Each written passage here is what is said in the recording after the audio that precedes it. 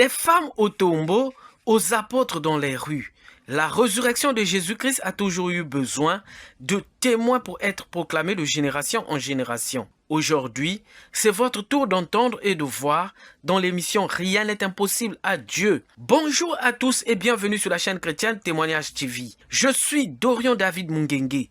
Nous portons le flambeau de ce grand témoignage éternel. Jésus-Christ est vivant. Le thème de notre message est intitulé Témoin de la résurrection de Jésus-Christ. Bien-aimés dans le Seigneur, plusieurs personnes selon la Bible ont été témoins de la résurrection de Jésus-Christ après sa mort sur la croix. Bien-aimés dans le Seigneur, après la mort de Jésus-Christ sur la croix, il fut enseveli dans un tombeau. Les disciples étaient enfermés dans une maison et vivaient dans la crainte. Ici, nous avons plusieurs témoignages racontés dans les évangiles.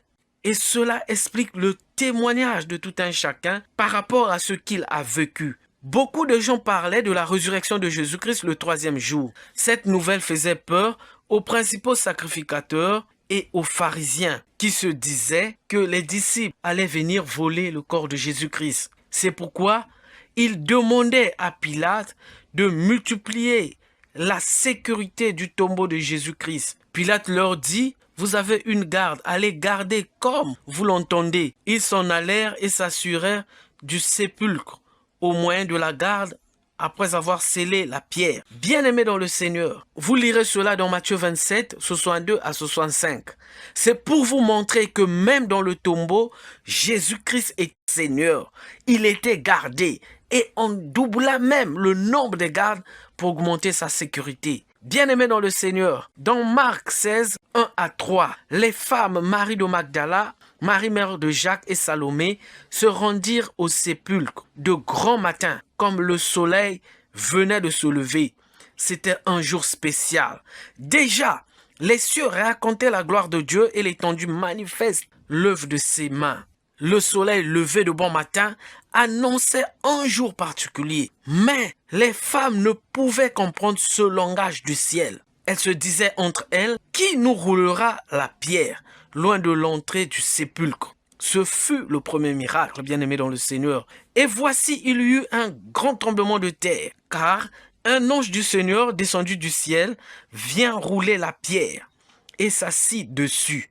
Les gardes tremblèrent de peur et devint comme mort. Bien-aimé dans le Seigneur, voici un grand témoignage qui montre la grandeur de Jésus-Christ. En levant les yeux, les femmes aperçurent que la pierre, qui était très grande, avait été roulée. Comme elles constatèrent que la pierre était ôtée au sépulcre, ces femmes coururent et alla expliquer à Simon, Pierre et Jean que le tombeau est vide.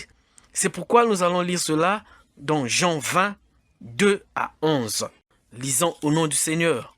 Elle courut vers Simon-Pierre et vers l'autre disciple que Jésus aimait et leur dit: ils ont enlevé du sépulcre le Seigneur et nous ne savons où ils l'ont mis.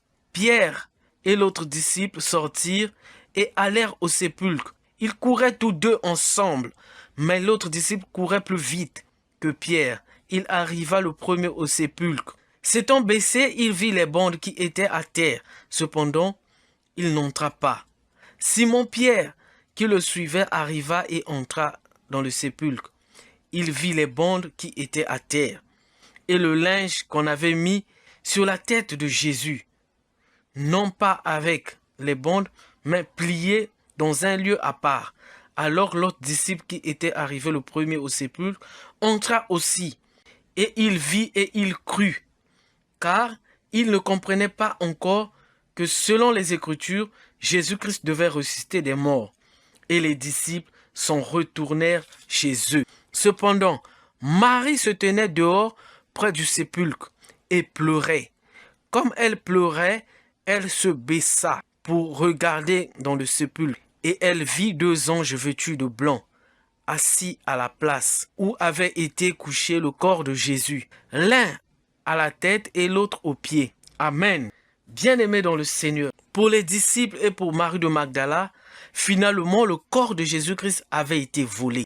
Mais la situation va changer quand Marie de Magdala va rencontrer deux anges du Seigneur. Lisons dans Jean 20, 12 à 18. Et elle vit 2 anges vêtus de blanc, assis à la place où avait été couché le corps de Jésus, l'un à la tête, l'autre aux pieds. Et ils lui dirent, « Femme, pourquoi pleures-tu » Elle répondit, « Parce qu'ils ont enlevé mon Seigneur, et je ne sais où ils l'ont mis. » En disant cela, elle se retourna et vit Jésus debout.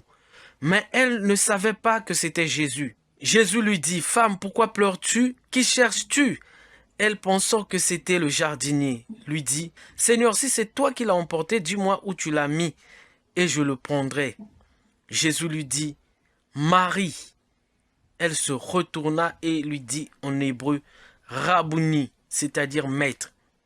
Jésus lui dit, « Ne me touche pas, car je ne suis pas encore monté vers mon Père. Mais va trouver mes frères et dis-leur que je monte vers mon Père et votre Père, vers mon Dieu et votre Dieu.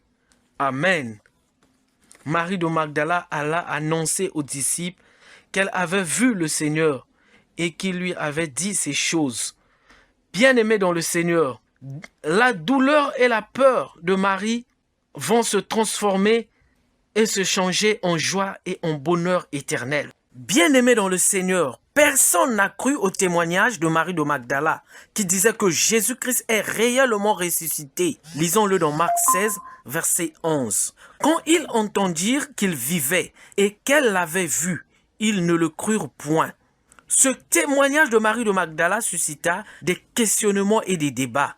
Après cela, Jésus-Christ apparut aux disciples qui étaient dans une maison autour d'une table et leur dit, « La paix soit avec vous. » Ils étaient tous émus de rencontrer Jésus-Christ ressuscité. C'est un grand témoignage et un témoignage éternel. Ils ont vu les marques laissées par les clous sur les mains de Jésus-Christ et sur son côté. Ils ont vu les autres blessures sur le corps de Jésus-Christ. Ils ont vu Jésus-Christ en chair et en os, Jésus-Christ ressuscité. Après ces choses, Jésus-Christ leur reprocha leur incrédulité et la dureté de leur cœur. Il souffla sur eux et leur dit, « Recevez le Saint-Esprit. » Amen. Bien-aimés dans le Seigneur, Thomas, appelé Didyme, l'un des 12, n'était pas avec eux lorsque Jésus vint. De même que Judas, qui s'était suicidé après avoir trahi Jésus. Les autres disciples dirent à Thomas que nous avons vu le Seigneur. Il était ici. Et Thomas répondit en ces termes, « Si je ne vois dans ses mains la marque des clous, et si je ne mets mon doigt dans la marque des clous, et si je ne mets ma main dans son côté, je ne croirai point. » 8 jours après, les disciples de Jésus étaient de nouveau dans la maison. Et Thomas se trouvait au milieu d'eux. Jésus vint, les portes étant fermées, se présenta au milieu d'eux et dit, « La paix soit avec vous. » Puis il dit à Thomas, « Avance ici ton doigt et regarde mes mains. Avance aussi ta main et mets-la dans mon côté. Et ne sois pas incrédule, mais crois. » Thomas lui répondit, « Mon Seigneur et mon Dieu. » Jésus lui dit, « Parce que tu m'as vu, tu as cru. Heureux ceux qui n'ont pas vu et qui ont cru. » Amen. Bien-aimés dans le Seigneur, après ces choses, Jésus leur dit ensuite, « Allez par tout le monde et prêchez la bonne nouvelle à toute la création. Celui qui croira et qui sera baptisé sera sauvé, mais celui qui ne croira pas sera condamné. » Marc 16, 15 à 16. Amen. Bien-aimés dans le Seigneur, ici, Jésus-Christ nous enseigne à avoir une foi réelle, qui ne doute pas sur les choses de Dieu, en nous rappelant que « Heureux ceux qui n'ont pas vu et qui ont cru » Jean 20, verset 29. La résurrection de Jésus-Christ a changé notre identité. Nous qui étions pécheurs, nous avions été rachetés par le prix du sang de Jésus-Christ sur la croix. Jésus a pris sur lui le poids de nos péchés, qu'il a lavé par son sang et nous a réconciliés avec le Père en nous rapprochant au trône de gloire. Depuis ce jour, nous sommes tous témoins de la résurrection de Jésus-Christ qui nous a donné le pouvoir. Voici les miracles qui accompagneront ceux qui auront cru. En mon nom, ils chasseront les démons, ils parleront les nouvelles langues, ils saisiront les serpents. S'ils boivent quelques breuvages mortels, ils ne leur feront point de mal. Ils imposeront les mains aux malades et les malades seront guéris. Marc 16, 17 à 18. Amen. Bien-aimés dans le Seigneur, cette grande vérité n'est pas acceptée par les scribes, les juifs et les principaux sacrificateurs, qui obligea les soldats de ne pas dire la vérité. Il leur donna même de l'argent afin que les soldats puissent mentir sur la résurrection de Jésus-Christ. Mais nous, en tant qu'enfants de Dieu et en tant que serviteurs de Dieu, nous avons le devoir de dire la vérité et de témoigner que Jésus-Christ est réellement ressuscité. Amen.